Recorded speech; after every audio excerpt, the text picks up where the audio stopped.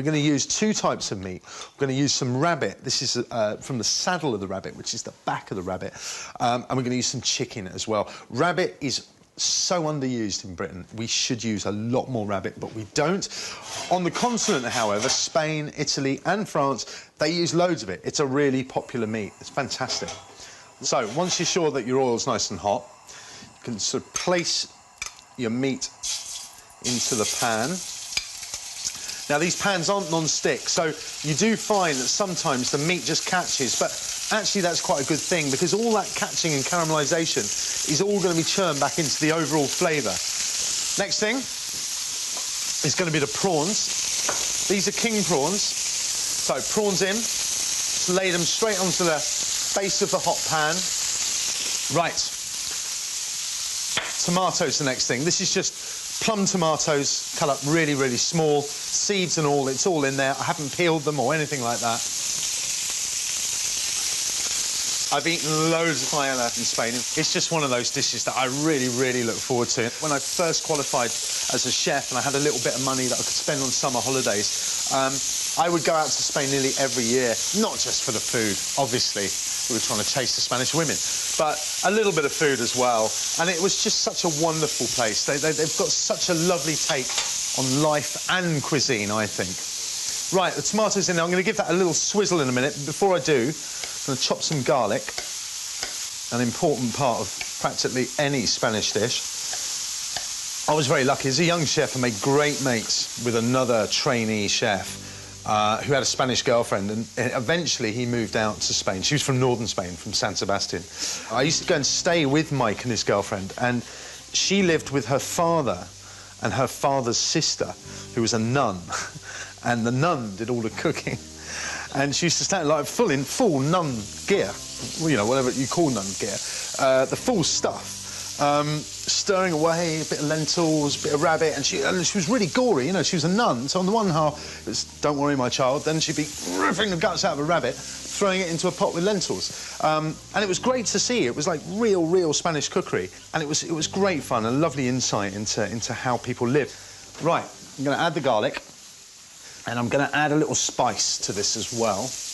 There we go. And the spice we're going to add is smoked paprika. It's made from dried peppers. It's not hot, but it has a wonderful smoky flavour. It really is quite distinct. It's lovely. So we need to add some rice. That's the next thing in.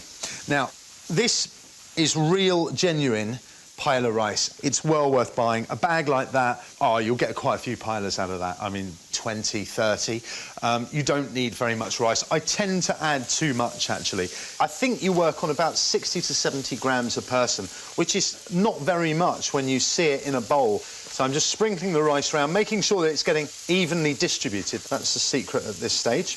The important thing to remember about rice is that all rice contains starch, and it's what you want the finished dish to be dictates the way you treat the rice. So with a risotto, you stir it a lot, because by stirring it, you're scratching the granules of rice together and they're releasing their starch, and you get that beautiful wet creaminess. With something like a paella, where you want the rice to be very dry, the last thing you do is stir it. So once that rice is in, the spoon becomes a big no-no. You don't use it. So there we go. That's the end of my rice and the end of my stirring. Right, so from now on, no spoon. Just going to give the pan a shake. And do you know what? That already smells like a paella.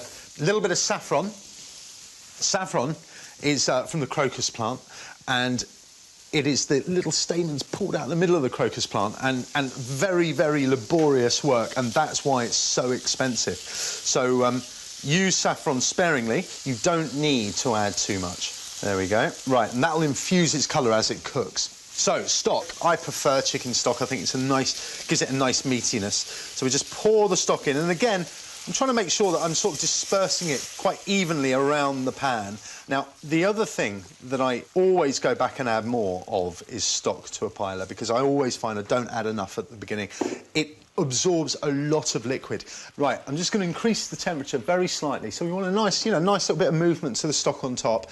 And then that's going to sit there like that for about 15 minutes. And by that time, it'll still be wet enough for me to add the rest of the ingredients.